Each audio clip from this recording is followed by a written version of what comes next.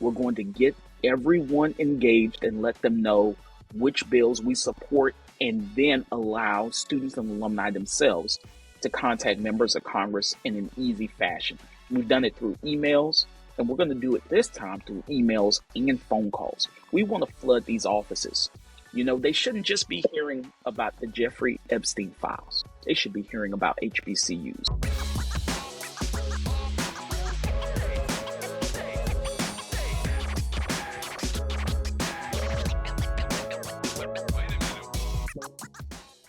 Hello and welcome to this episode of Class is in Session. I'm your host, Ashley Stevens, and this show highlights the latest happenings inside HBCU classrooms, public policy issues facing these historic institutions, and we also touch on the business side of HBCU sports. We also shine a light on HBCU students, leaders, and alumni who are making major moves in business, education, and the arts.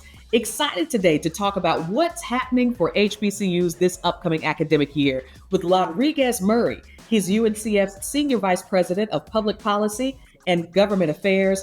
Listen, his role is to work with lawmakers to make sure they're making investment into HBCUs. He also works with stakeholders to make sure they have the tools that they need and that their voices are heard so that college students of color are at the top of the agenda for public policy setting priorities. Hello and welcome, Lodriguez. Hello, Ashley. It's great to see you again.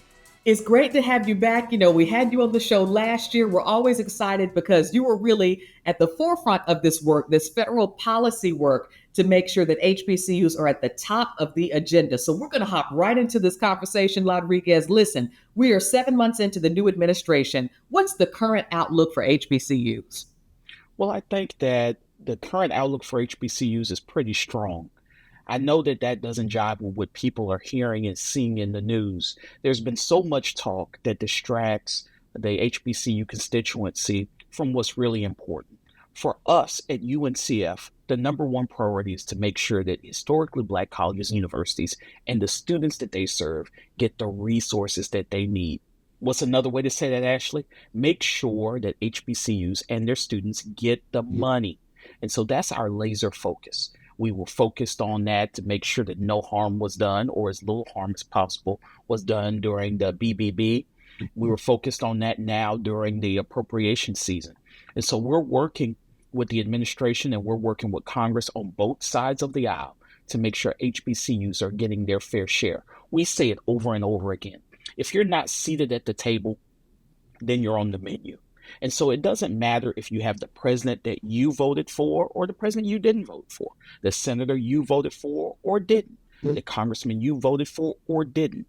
Our institutions and the students that we serve are in the position where they need the resources. And so it's up to organizations like UNCF to bridge that gap to policy and decision makers and make sure that HBCU students and the institutions are getting the funds. Right, getting the funds they need. And I know you mentioned that, listen, this is a bipartisan effort to make sure those resources are flowing down to these institutions. So tell us a little more specifically, who are you working with to advance these HBCU public policy priorities? We're working with anyone and everyone. So we're working with Democrats and Republicans on both sides of the aisle. One of the things I think we so often forget is that Congress has the power of the purse. And so Congress right now is working on appropriations bills. They should fund the government before the end of September. And if they don't do that, they have to figure out how to keep everything running.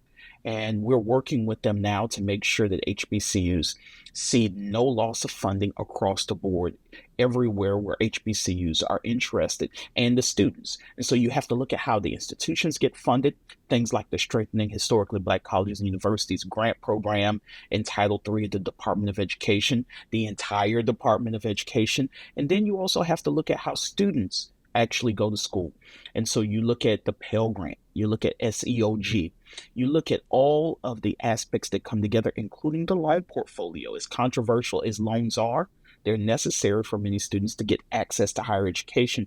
And so you want to make sure that all of these programs are working well to make sure the students get their money and the institutions. And that's an across the board effort, including with the Trump administration, to make sure that they understand what it takes to fund and what it takes to do no harm. Got it. To do no harm. That's very important. Listen, Lodriguez, from your longstanding public policy work, do you expect HBCUs to advance and continue to thrive? or could they struggle under the new administration? I'm looking for advancements and I'm looking for the institutions to thrive.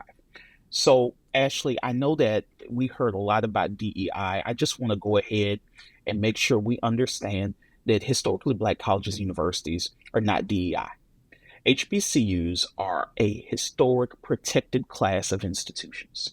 And one of the things that we saw in Trump 1.0, the first term, is that they wanted to do no harm to HBCUs. As a matter of fact, President Trump has been boisterous on every advancement that he was involved in for historically Black colleges and universities. The same is true in the second term. And so while it may not jibe with what you see in the media, what we're doing at UNCF every day is advancing the ideas that help HBCUs. We found them to be a good listening partner. We found them to be active in many of the efforts that are helping HBCUs. And if you want some examples, I'm happy to dive right into them. But we worked with them as well as with Congress on both sides of the aisle because it takes that necessary pressure between Democrats and Republicans and that necessary pressure between the Congress and the executive branch to make sure that both of those branches, the president and the Congress, are doing what it takes to make sure HBCUs are strong. And we are the agitator. We are the people that are pushing both of those branches to do what's right and offering the right tools and the right carrots to help make sure that both are doing what they're supposed to do. Got it. So you're the mediator to ensure that no matter who is supporting, which side of the aisle, that everyone is coming together for the common goal of uplifting HBCUs. Absolutely. And so what that means and what does that look like? That looks like when the 1890s program at the Department of Agriculture was on the chopping block.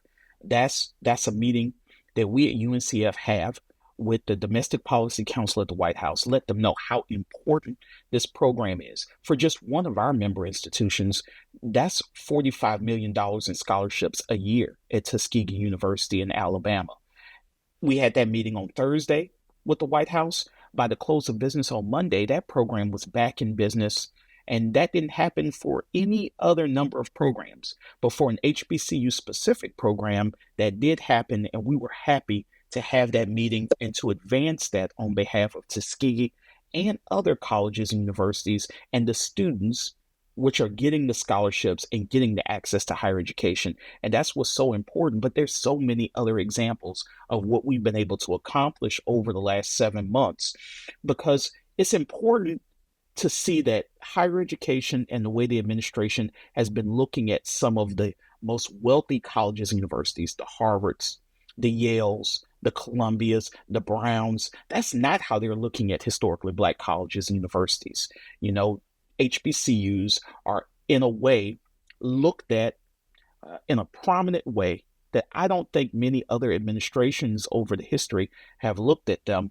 And we want to continue to be part of that, but we want to be true to our constituency. We want to be true to the colleges and universities and the students that we serve. And so we don't just serve as a mediator, we're kind of an agitator of both sides, Democrats and Republicans, an agitator of both the administration and the Congress to help push them to be true to their real promises. We don't want people saying one thing out loud and doing something different behind closed doors. We want them to make sure that they're doing what's right for HBCUs and Black students, whether they be at HBCUs or wherever they are. We want to make sure they're doing what's right and that their policies match what they're saying.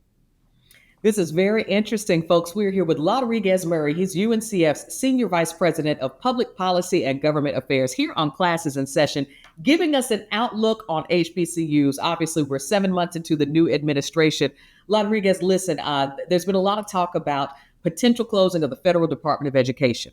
I'm interested to know, how could that impact HBCU students, many of whom receive Pell Grants or student loans as well? What do you see as the implications there? Well, the most important thing to remember, Ashley, is the fact that you can't get rid of a federal department without Congress actually passing to get rid of the federal department. And the way Congress is configured now, with a very narrow House majority for Republicans and a very narrow Senate majority for Republicans, there just are not going to be enough votes in both chambers to do that. Now, funding and moving programs around can happen, but it's also important to know, and no one has even written a story about this. The administration has made sure that all of the staffers at the Department of Education that do work for HBCUs, all their jobs have been saved. And so everyone that touches HBCUs has continued to be in their office and continue to thrive in their position. That's been favorable for HBCUs in getting our questions answered. We understand that there may be a lot of brouhaha around the Department of Education and how it impacts other kinds of colleges and universities and other forms of education. But as it concerns HBCUs, I've seen very little disruption. As a matter of fact, when there has been disruption, we've been able to contact the Office of the Secretary. I've seen the Secretary a number of times in person, and we've been able to contact the White House, make our concerns heard, and we've seen work in our direction to make sure that HBCUs are kept as whole as humanly possible. That's the kind of result that we want to see. That's the agitation that we do on behalf of our colleges and universities, and that's the role of UNCF. We're here to speak on behalf of many colleges and universities, get the results that are necessary, and make sure that the colleges and the students get funds, get policy, and get all the items that they deserve, because we keep saying our motto is, a mind is a terrible thing to waste. And so we want to make sure that none of the bright young minds that are in our care go to waste, and that the department does everything that they should do to support these individuals. This is interesting, Lodriguez. I'm learning a lot from this conversation. I don't know. I did not, and I imagine some of the public may not have known that HBCU specific staff at the Federal Department of Education have had their jobs protected. I know that there's always been a White House initiative on HBCUs, and typically they host an annual National HBCU Week in September. So is this administration still supporting the White House initiative? Is there a staff and executive director? Do you know if there's going to be a National HBCU Week? Are you aware of those things yet? I'm not sure the planning for the National Week for HBCUs, but I do know that there's a staff, there's a bureaucratic staff that's there, and they continue to be there. The executive director is not in place and the board is not yet in place. But I'm not one of the people that want to rush to have someone in an office just to have them there. I want the White House to find the right person that jibes with HBCUs, that understands the importance of the institutions, that understands the importance of our scholars as well as the alumni, and wants to do this work the way the institutions want this work done. And when the administration finds that right person, then I want them in place. I don't want them to rush and put just a warm body in place. And so if it takes them time to find the right person, that's fine. But I'll tell you what, in the meantime, I find it very fruitful to continue working one-on-one with the secretary and the most high-ranking officials at the Department of Education, as well as individuals in the White House, to advance the policy goals of UNCF and historically Black colleges and universities. I've not found it to be on any issue involving HBCUs that we don't have a dance partner in the administration and in the Congress. And as long as that continues to be the case, as long as there are those that are answering our emails, answering our phone calls, and are taking our meetings, and we see actual proof of the advancements taking place, then I'm still pleased whether they have an executive director in that office or not. But eventually, they're going to have to fill that out. I will tell you this, Ashley, it's still a big deal that we have the White House executive order on HBCUs, because other types of colleges and universities, they usually have an executive order. They don't have one right now. And so HBCUs stand out. And other types of institutions like HSIs, like tribal colleges, they don't yet have their executive order.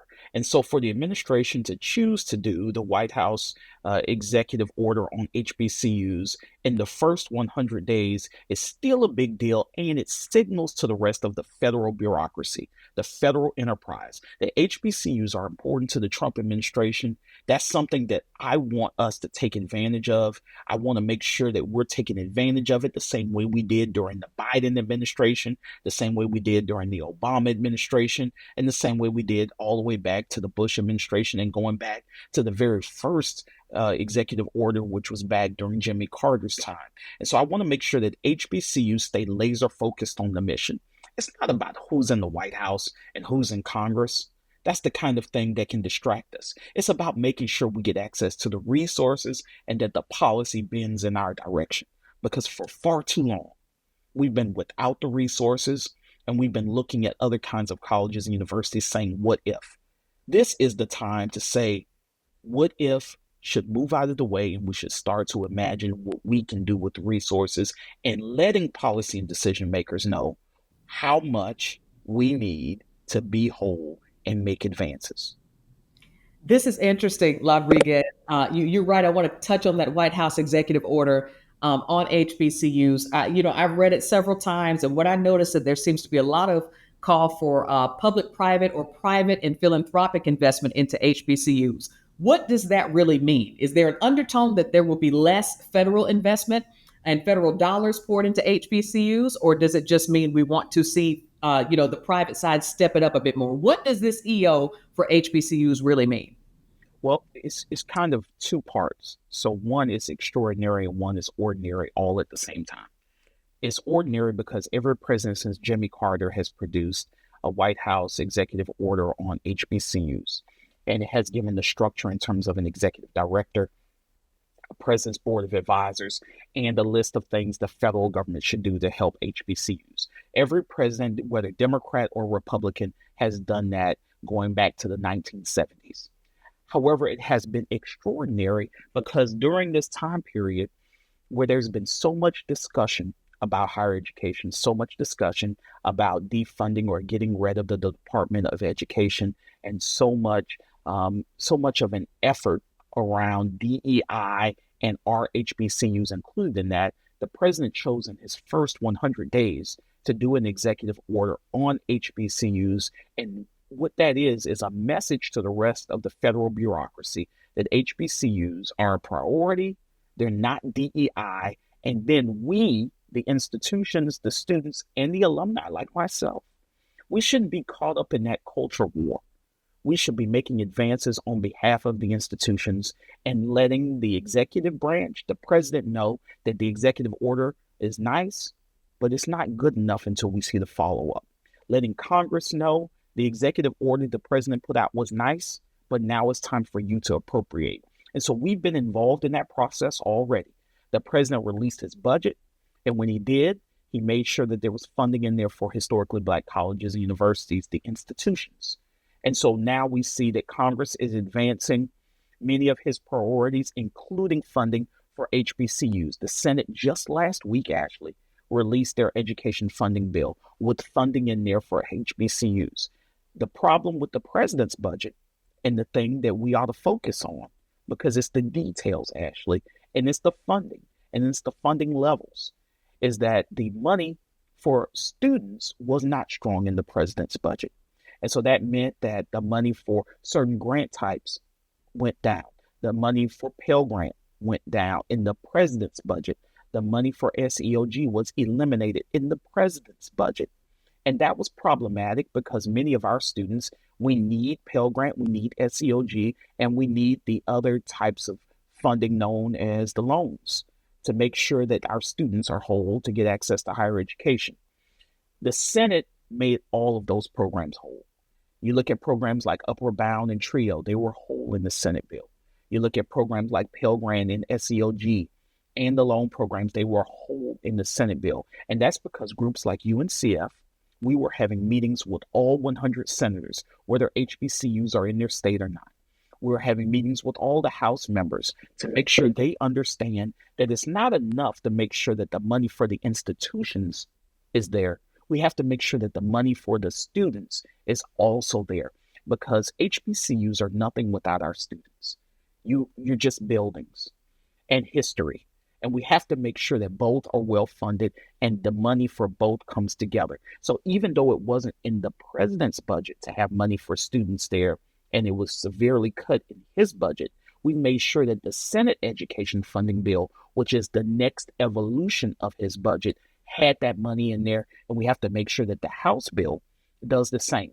So whenever Congress is ready to finally fund the federal government for this fiscal year, There has to be money in there for the institutions, and there has to be money in there for the students. And we at UNCF, we won't rest until that happens. So the executive order was a nice start.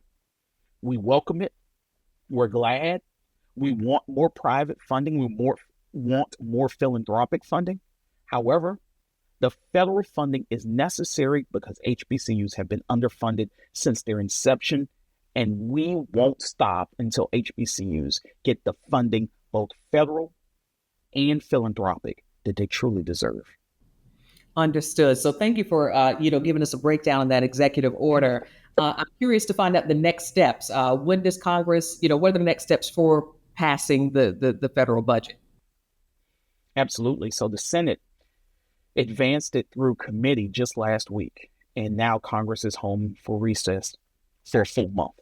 And so when they come back, we have to make sure that the Senate bill, which is something that UNCF supports, we want to make sure that the Senate bill is the one that gets closer to the federal law. We haven't even seen the House bill yet, but we know we like what's in the Senate bill.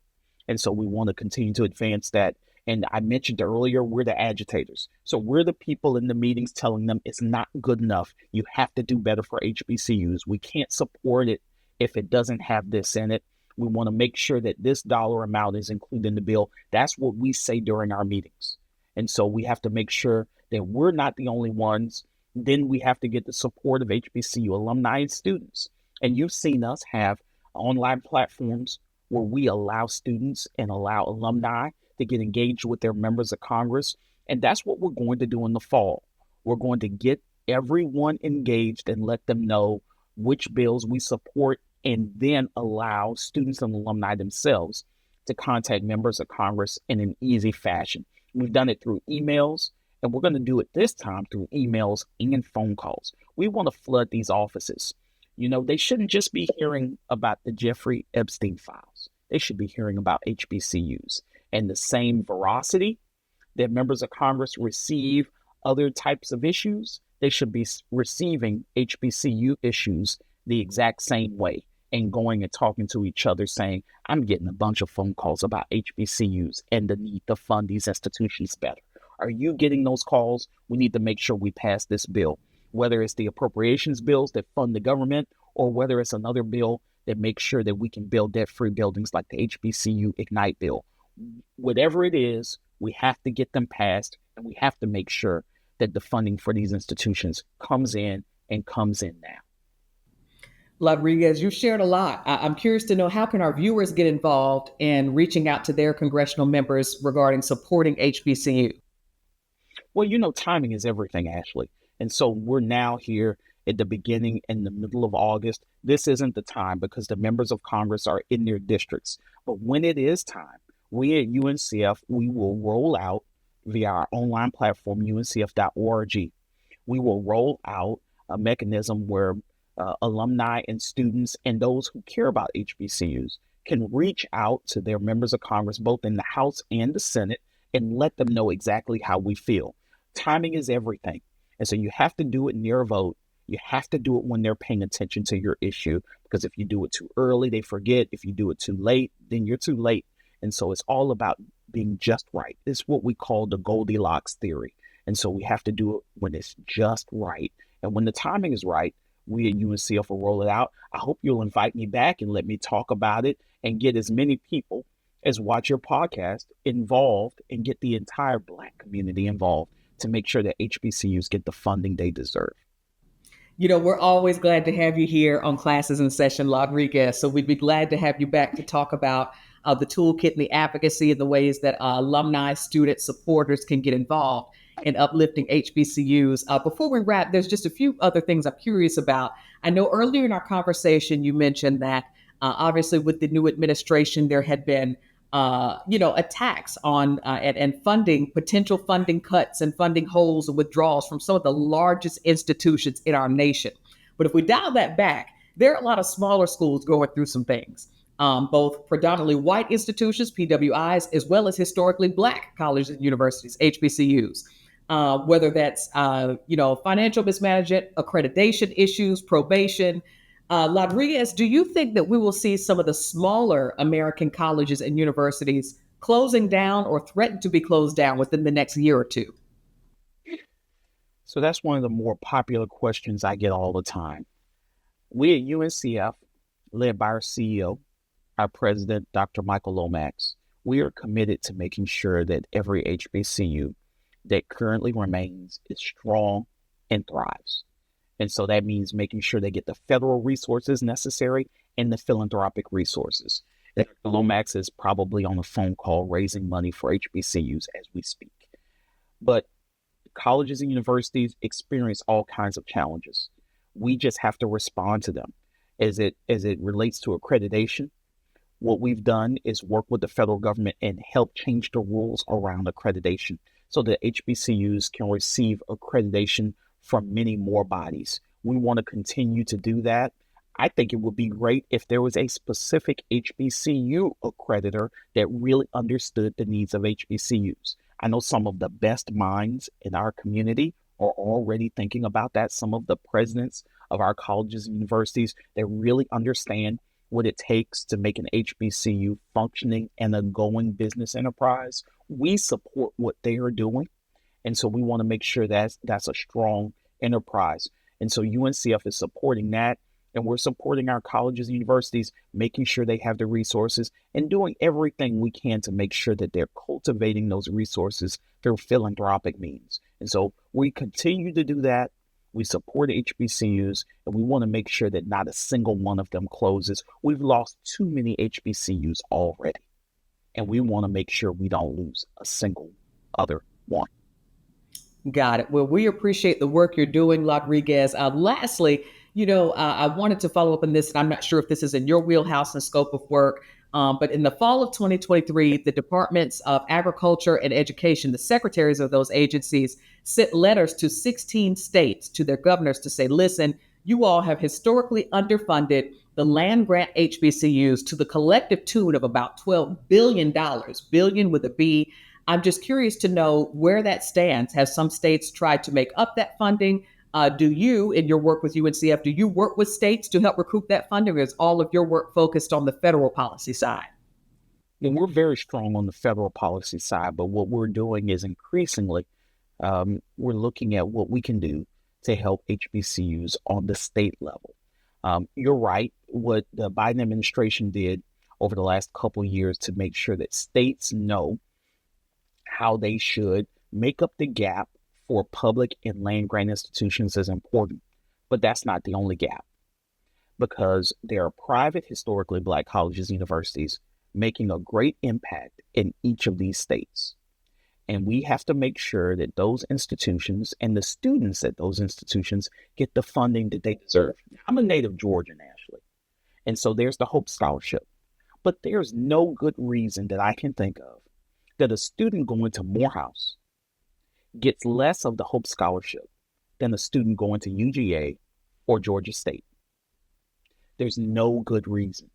And so what we have to do is call out these modern day inequities, and we have to make sure that states are correcting for this so that students are not hampered and they're not discriminated against for how much assistance they received just because they choose to go to Morehouse or Spelman or Clark Atlanta instead of the Georgia State, because those are the colleges and universities that fit their need. You look at the economic impact of institutions like that. In the state of Georgia, well over $1 billion a year. HBCUs make that kind of economic impact on the state of Georgia and on the state of Alabama and so many more. And so what we have to do is make the case and make sure they understand the students that attend HBCUs, whether they be private or public, are making just as big an impact as students and graduates from anywhere else in that state. I think that there are modern day inequities that we still have to correct for, and that's the work of UNCF today, and it's our work in the future. Got it. The work of UNCF today and the work of UNCF in the future. Lodriguez, thank you so much for being here to share the HBCU priorities for this upcoming school year. Where can folks find out more about you and the important work that you do at UNCF? Well, I don't know where they can find out more information about myself, but they can find out more about what we do at UNCF at uncf.org. It is where you can find out not just about the organization and our 82 years of impact, but you can also figure out how you can get a scholarship, because we've discussed the public policy and government affairs work today. But you know that UNCF is all about making sure that the future is bright for all Black or all students in this country.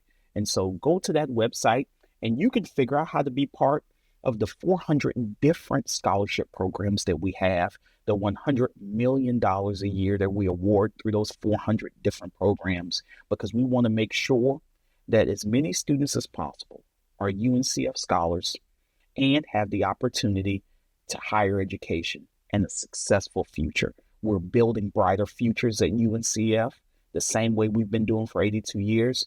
And Ashley, I can't say it enough. A mind is a terrible thing to waste, but a wonderful thing to invest in. And I want to make sure we're still doing our part.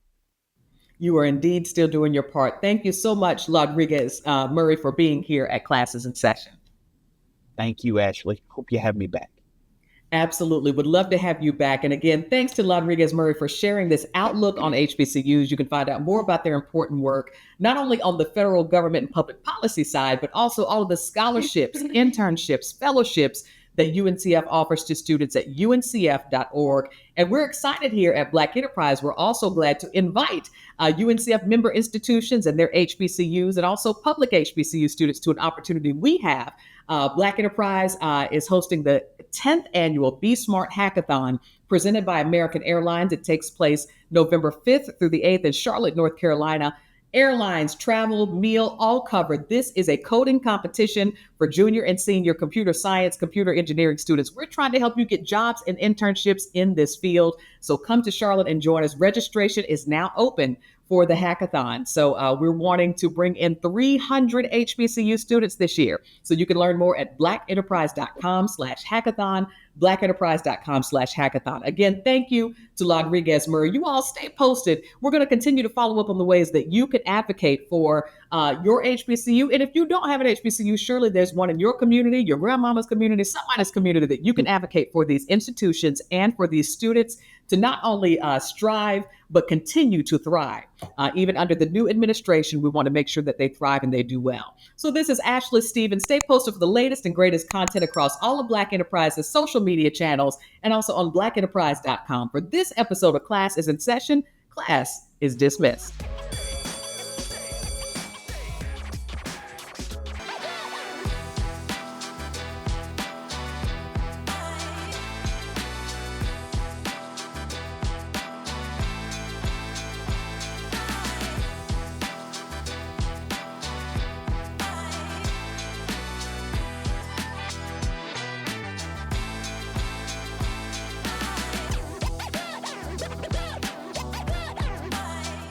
Doubly honored to receive the Earl Graves Senior Vanguard Award named after B's founder. Mr. Graves was always a guiding light for me and many others.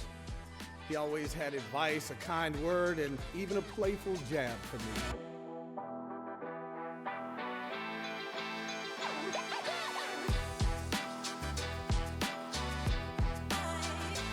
Coming here lifts my spirits because I know that no matter what happens around us, I think we have a chance to do some great things.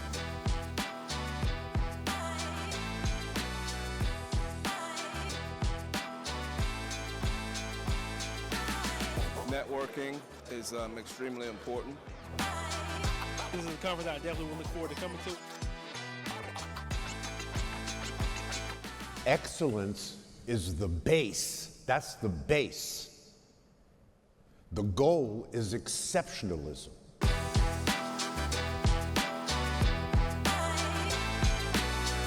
Anybody that is a business person needs to be here.